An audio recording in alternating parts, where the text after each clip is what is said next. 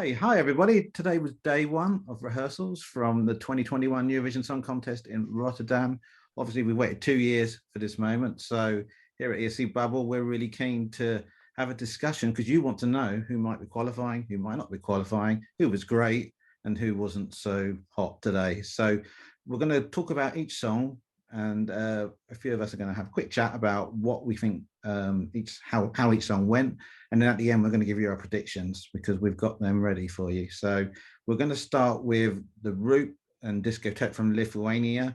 There were no surprises here. We've seen it at the national final. So Anne, what were your thoughts on the Roop?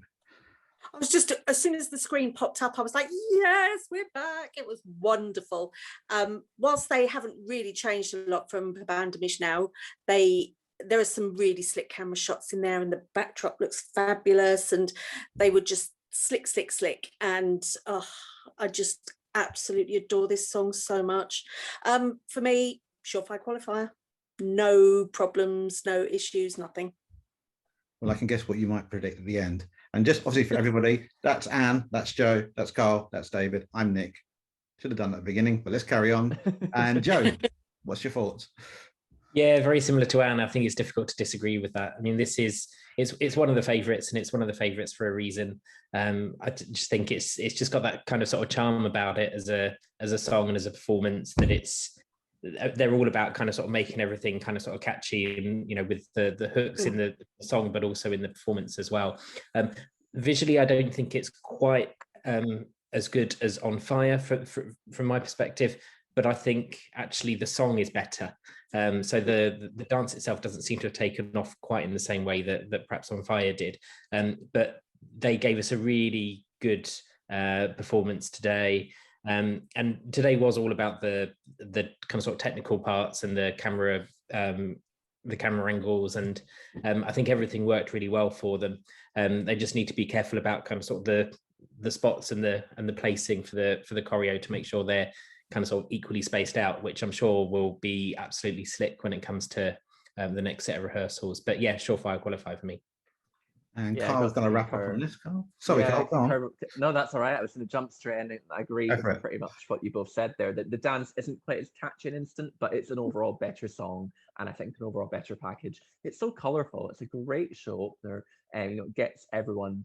It's a kind of an ode to dancing alone of what we've maybe had to do the last year, but it's in that vein that it's reminding us of what we've missed and bringing the show back with a great performance and fantastic show. Yeah, I think it's done a great job. Okay, so let's do our predictions on this one. Anne. Sailing Through. Joe. Oh, for sure, this is Sailing Through. Okay, Carl. Yeah, no problems with this one. Going through straight away. David.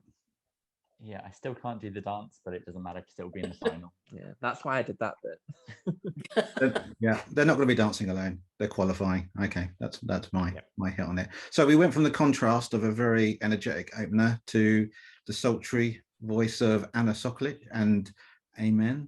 Now, David, can you talk about this song without mentioning the word shoe? Go for it. Oh, bless her. I felt so bad. I thought she was going to fall down the stairs. I'm so glad she didn't. So Slovenia for me, it's not one of my favorites, but for some reason there's something about it that's just so catchy. You hear that chorus and then you just kind of find yourself humming along to Hallelujah a few times for the rest of the hour. So her voice, honestly, one of the most interesting voices I've ever heard. It's not like anything else. She's got such a low tone, but then also she kicks it onto the kind of the almost rock vocals on the high notes, which I think the juries are just going to really respect.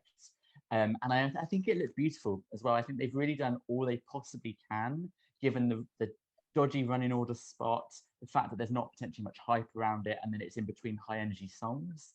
I think they've done all they possibly can for it. So well done, Slovenia. I think really good package all in all. Yeah, so Joe, what's your thoughts on Amen? Yeah, I love it actually, and I think after seeing that performance today, it's probably gone up slightly in my own rankings. I liked it the first time I heard it, and yeah, I was really impressed with what I saw today. The thing that impressed me most, I think, was just how comfortable she looked on that stage. So you could sense her kind of sort of owning the song and really kind of sort of feeling the song and its message, which, you know, she really connected with it. You know, she was putting in some ad libs. She was, you know, trying a few things with it, and yeah, her voice is just incredible. I think it's one of the absolute best vocals that we will get this year. Yeah, absolutely outstanding. Well, for a song that was sort of placed into slot 2, it's punching its weight for slot 2. She's got an amazing voice. It's very unique, and you know, as soon as you hear it, it's sort of like, you know, it really sticks with you. The staging, as David said, I think they did the best they could with it. It's very colourful. You know, she moves around enough not to be too static.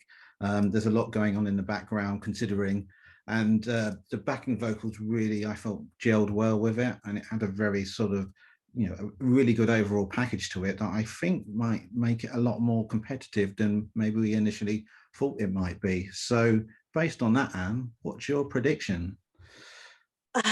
You're all gonna hate me. She has got an amazing voice. May Feingold had an amazing low voice as well. She's, and it, like you said, Nick, she's done as good as she can with the song, but it's a non-qualifier for me. Okay, Joe. Oh, I'm gonna get kicked out of this now, aren't I?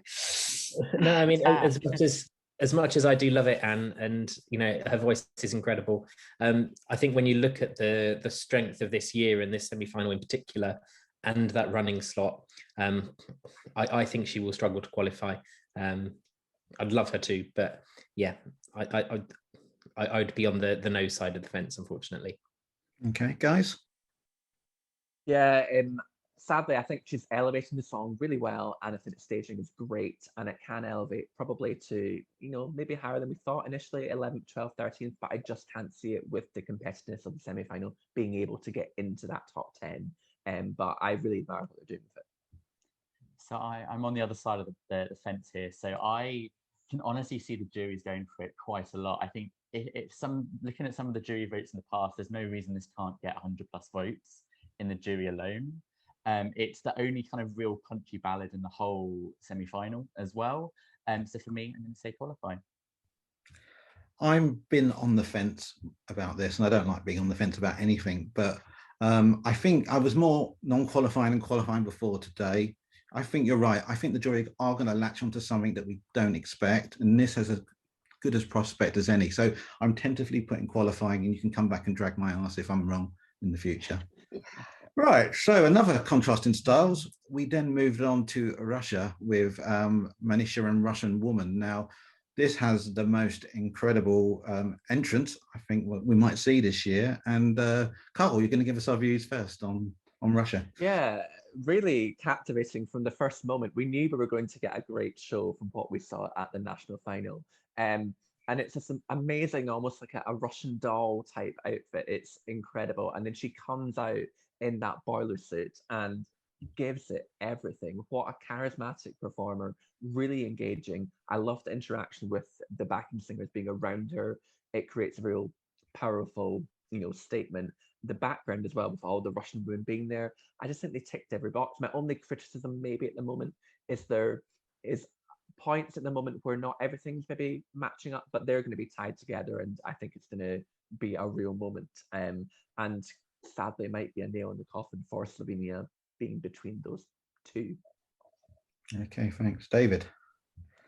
Yeah, so I can't fault her performance style. I think she's, as a singer and performer, incredible. Like, I have nothing against that at all. For me, I just struggle to see where it's going to get votes from. Obviously, it's lost 24 points from Belarus, no longer being in the contest. There's not that many Eastern countries that I think the Eastern diaspora will definitely get behind this 100% as they've done in the past. But then I just don't think that's going to be enough, that they're going to have need a lot more widespread appeal. And I don't know whether it's going to do that fully, but I have to say, I'm obsessed with the bit on the wheels. I think I've watched that bit in the clip about 20 times now. When she suddenly jolts forward, I think people are going to be gasping. I think it's going to be fantastic. You might have a point. Anne, what did you think? Oh, I bloody love this song so much. Have done from the national final onwards. Can't get enough of it. And the staging was just amazing. It was great. I've even done some homework and I found out, read up about the Berezhka Dance Ensemble, who are Russian women who seem to float across the stage, and it's special little steps they do. And I think that's what she's going for with the opening, just showing another part of Russian woman. And yeah, that opening was incredible. And then she just gets into it. The backdrops were brilliant. You've got inspirational messages. You've got a real diverse bunch of people in the background as well. And it was brilliant to see. She's got everything. She is the whole package. Love it, love it, love it, love it. Okay, so let's get some predictions. We'll start this time with Carl and David. Yeah, for me, I think this is sailing through. I think this is potentially top 5 in the semi-final. I think it's divisive. It makes an opinion, and yeah, I think it's going to do really well. I'm kind of 60-40 on it. I think I'm going to say not qualifying. I think it's going to come 11th. But I appreciate unpopular opinion, perhaps. All right, Sorry, let's move on to Joe quickly. Right. All I would say is congratulations, Russia, on such a fantastic rehearsal and such a progressive song, progressive imagery, and everything that we wouldn't necessarily expect from Russia. And I think that in itself, I think is going to capture people's imagination, capture people's votes. And I don't think it needs to rely on the East for its votes. I think it's going to get votes right across the board. And I think this is absolutely sailing through. Anne? 100%, not just sailing through, it's flying like a rocket. She's going straight through to the final. No question. Joe, I was thinking exactly what you were thinking earlier today. North Macedonia, with Tamara, that had a message, and jurors really latched onto that. This has a really progressive message as well about female empowerment. So on that basis, I'm going to predict qualifying as well. Not just the fact the performance is bloody excellent. So on the whole, got to go with a Q on that one. So we then moved on to Tusse from Sweden with his Million Voices. Now, Tusse has had it's been in the wars, I guess it's easy to say, the last few weeks with his health. So based on that, I didn't see this performance, so I'm keen to get your views. We'll go to Joe and then to Kyle. Yeah, so I enjoyed the performance from Tusse. He wasn't necessarily my winner of Melody Festivalen, but I recognise kind of sort of the quality of it. And I think the thing that I like about it is actually, I think, more about him than the song. The song itself is, it's one of those kind of sort of Melody Festivalen kind of sort of off the conveyor belt. But there's something about Tusse that is just so likeable. I just think his persona on stage, it just makes me smile just to watch him and seeing how much he's enjoying the performance. So so that I think is a real plus. I think he looks great. I think the water effects are brilliant that he uses. I do think they've lifted it from the Melody Festivalen performance a little bit. The one thing that I didn't like about the performance though today, and one thing that I think they've got slightly wrong that I think they might want to go back and look at, is the backing vocal. It is so prominent in the mix, and particularly in the kind of sort of climax of the song. Tusse himself is drowned out by the backing vocals, and it's so obvious that his entourage that he's got with him are not backing vocalists, they're there as dancers, and it's pre-recorded backing vocal, that it just doesn't work for me. I think that's just far too prominent in the mix. So that might be something perhaps they just want to tweak, but I think this is everything we expected it to be. And yeah, I just find him very, very likable. Yeah, I agree with you there, definitely on that one, Joe. He really sells the performance. I think the song has bits of it that I really like, that I think are really modern, a bit like The Weeknd, the verses and the initial bridge. The chorus, I feel, for me, does let it down a bit, and it becomes a little bit generic in that bit. But overall, a really slick, great performance. He really elevates the song. And yeah, it's pretty much what we saw at Melody Festivalen, but elevated a little bit. I did like the outfit change. I thought that looked really good. I like that they stuck with the color, and it's a strong, visual statement there as well for Tusse. And yeah, vocally, I think obviously we know he had his surgery before a few weeks ago. I think maybe just holding back a little bit, and I think when we get to the semi-final, whatever, I think he will really go for it at the end, and it might sound a little bit better with the backing vocal mix, because it was quite loud at the end there. But yeah, I think he's doing well. When we do our predictions now, just very quickly, just add in whether you think Sweden might get a better televote than they have been recently, or is this going to stay in the same mould? So Anne, on the spot? What do you think? Qualify and still do a bit of Sweden fatigue in the televote. I think the quality's there for the juries. I don't think there's enough to make it super interesting for the viewers. Joe? I think we will see a different televote for Sweden than we've seen in previous years, purely because, like I said, Tusse is just so likable. And I think with recent Swedish acts, I think that's the thing that's been missing. I think it's just always seemed a bit perhaps overproduced and struggling to engage with people like Ingrosso and previous Swedish entrants. But Tusse, I just think is going to capture the hearts of people across Europe, and I think he's going to do very well with the televote. It's not my favourite though. Okay, guys. Yeah, I think we do forget that John Lundvik still did come top 10 in the televote. It still was a good result. It's nothing like the Benjamin Ingrosso result.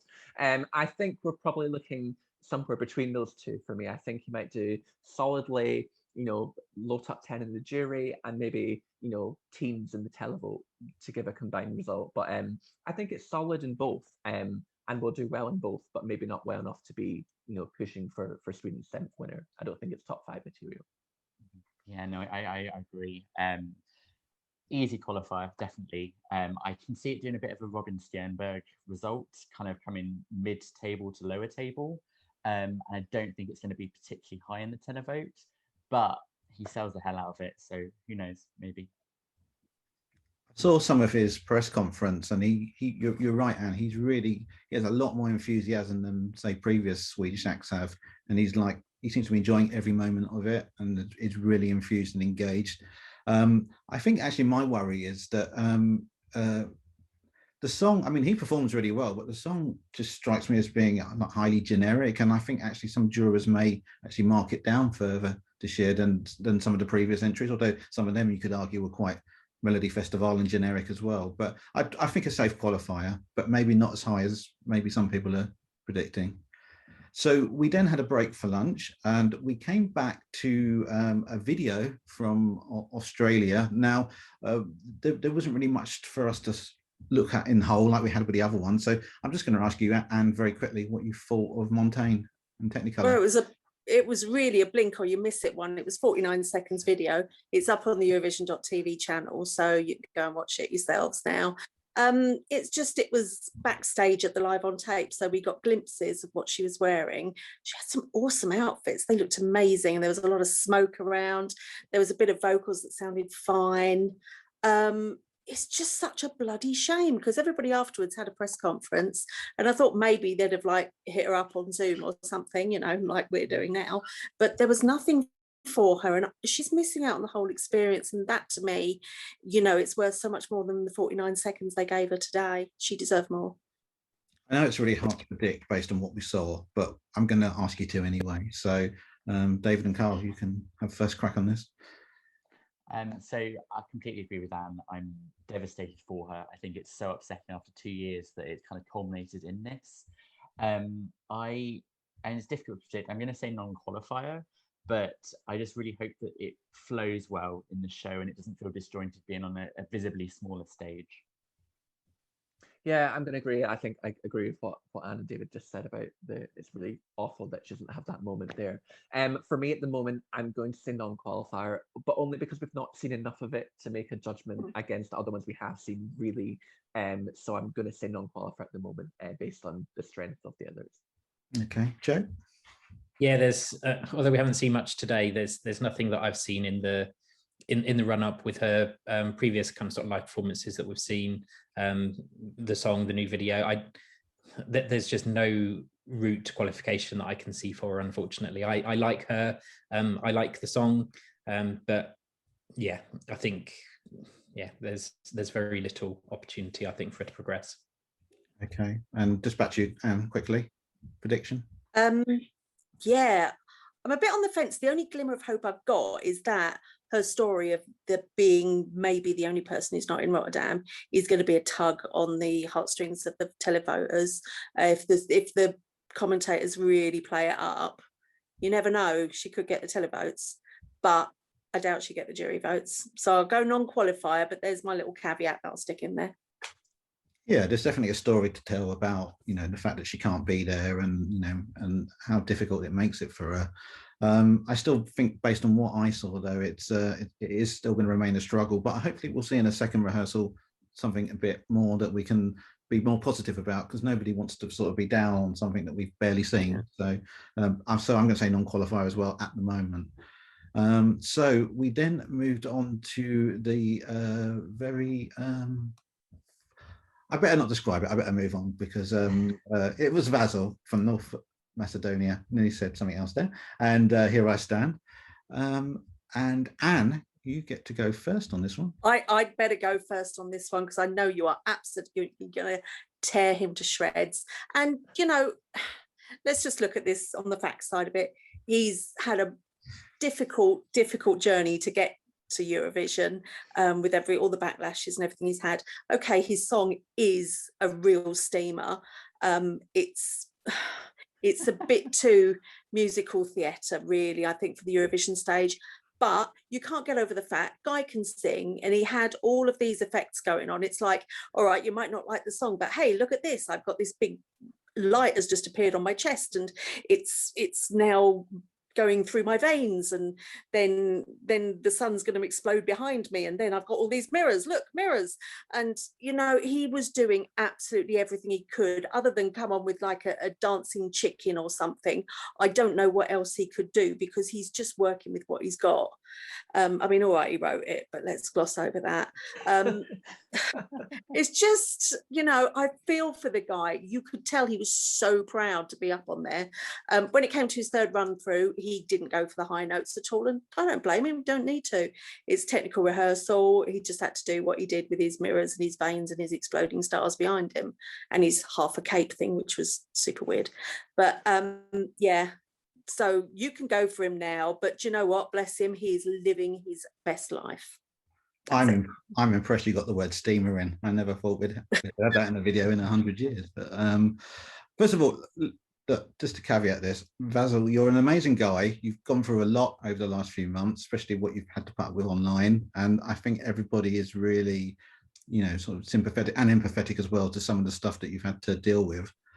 That said, this song is absolutely diabolical. It's awful. I cannot even barely get through the 3 minutes of it. There are bits in the song where you think it's going to take a turn, and it just sort of like completely dies again. And the bit when he was like dressed up like Dotter, with the lights coming out on his chest, I was thinking, did they really like directly steal that in such a blatant way?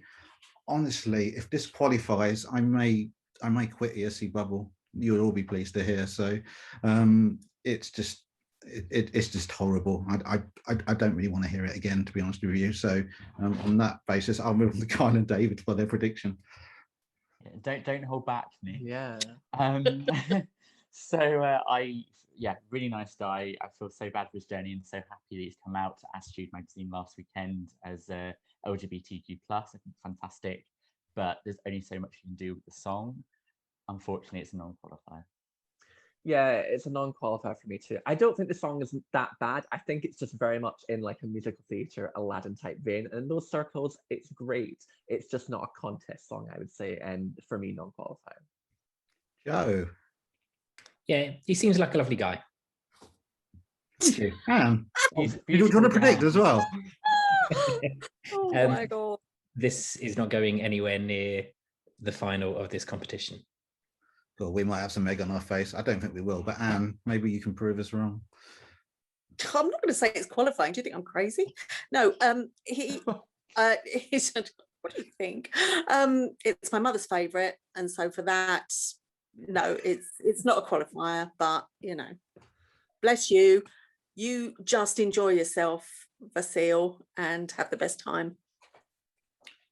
Non-qualifier, I've got nothing else to say. Right, let's move on to Ireland and Lesley Roy with maps. We were kept waiting for this because obviously it's a very technically intrinsic song that needs to be done to the.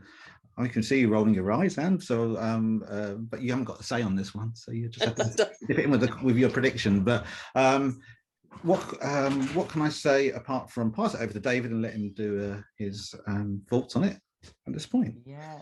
So I was really rooting for Lesley Roy because I think she's a fantastic personality. She's gotten so involved within the fandom and the community as well, the fans, hosting the DJ sessions. She held up her side of the bargain by bringing us something unique that we haven't seen on the Eurovision stage. It needs a lot of touching up, and I guess it is still the first rehearsal, it's fine. There's glimmers of hope, but for me, the page turning bit didn't work. It just looked a bit odd. And my pet peeve with it is the fact that, much like Malta in 2019, for the last chorus, they exposed the illusion. It looks really cool, and you've got this whole interaction thing going on. And then for the last 40 seconds of the song, you're running around the stage, and everyone can just see actually how disappointing it looks on the stage with a bunch of boxes behind you. For me, I just don't understand why you can't just, she kept that in there, then the viewers are going to remember that and be like, oh my God, what was she doing? Thinking about it. But because you expose the fact it's just a bit of close up at camera angles and fun interaction, it really weakens the package for me. And yeah, and I hope her vocal gets better as well, because it was rough today. Yeah, so I get to wrap up on this one, and I mean, look, visually it was very interesting, and there's a lot going on, and as you said, the bit where where she turns the page, maybe potentially it could be a bit better, but you're right, it didn't seem to sort of work on the eye. My main problem with it is the vocal. I mean, I know obviously these are rehearsals and we have to bear in mind that everybody's keeping a bit back, but I don't know how much she was giving us today, but she certainly wasn't giving me enough to think that she might, progress further in the competition. I mean, I really like this song, just as a, to be clear about it, it's, it's been in my top 10 most of the contest. It slipped down a bit each time I hear it live, but it's, it's a song where, it really does expose her, because she's pretty much solo on stage. It's very phonetic. She's running around a lot, but I don't know whether it's like she's out of breath or she just is struggling with the range of the song, but it really is just it's a difficult watch, and it's really disappointing for me to see that. And based on that, I will go to Joe first for his prediction. Yeah, so I think the fabulous staging that she's got could almost be her downfall, because it's so technical. It is something that we haven't really seen before. I think it's the same team that were behind Heroes for Mons back in 2015, and back then that staging lifted what was an average song to be a winner. But I think the staging, even if it goes absolutely perfectly for her, really exposes the fact that the song is weak and her ability to perform it on everything that we have seen so far is weak. It needs huge improvements, I think, in that department from Lesley to make it through, unfortunately. So even with that, or even perhaps because of that, I think it's just going to expose that it's just not a great song. So for me, it's not qualifying. And your prediction? I get exhausted watching her because she strains so much to get the vocals out, and it is absolutely, you're thinking, they're go on girl, go on, and then she doesn't get it, and you just lovely staging. I'm sure it's going to look brilliant, but it's a non-qualifier for me. Maybe like 11th, 12th, 13th, not like 18th or whatever, 17th, but I don't think it's going to do it. Okay, guys, you can have your say now. Yeah, I love Lesley. Song is okay. I just don't think it's coming together enough to be standout enough in such a strong semi. For me, it's a non-qualifier, sadly. Yeah, there's a path to the final.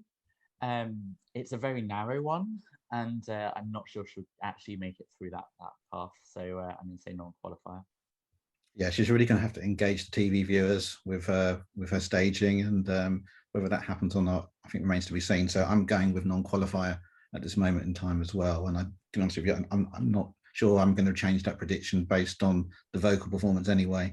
Okay, so very quickly, because we need to wrap up, I'm just going to go around all of you, and I want you to say what your 3 favourites were and the 3 most likely from the 7 you've seen today that will progress. So I'll start with Carl and David. Okay, so my 3 favourites today were Slovenia, Lithuania, and Russia. And the three that I think have most chance to qualify are Russia, Lithuania, and Sweden. For me, the clear standout, Lithuania, but also loved Slovenia and Sweden. And also those are the three that I think are going to be the easiest or most definite qualifiers. Sorry to the Russia fans. Okay, thank you. Anne? Yeah, my three favourites are also the ones for speed that I think are going to qualify as well. That is Russia, Lithuania, and Sweden. Okay, and you're free. Oh, you picked three the same. Okay. I'm Nice being quick, very nice good with my time. That's amazing. I'm impressed. Right, Joe, will you do the same? And seeing as Anne and I very seldom seem to disagree on stuff, what Anne said, absolutely Lithuania and Russia, and then I would say, yeah, Sweden, but Slovenia, great too. Okay, my three favourites were my favourite was Lithuania. It was amazing. My second favourite was Russia, just because it was just eye-poppingly good, and then surprisingly, maybe my third favourite was Slovenia because I just really enjoyed it. It was very captivating.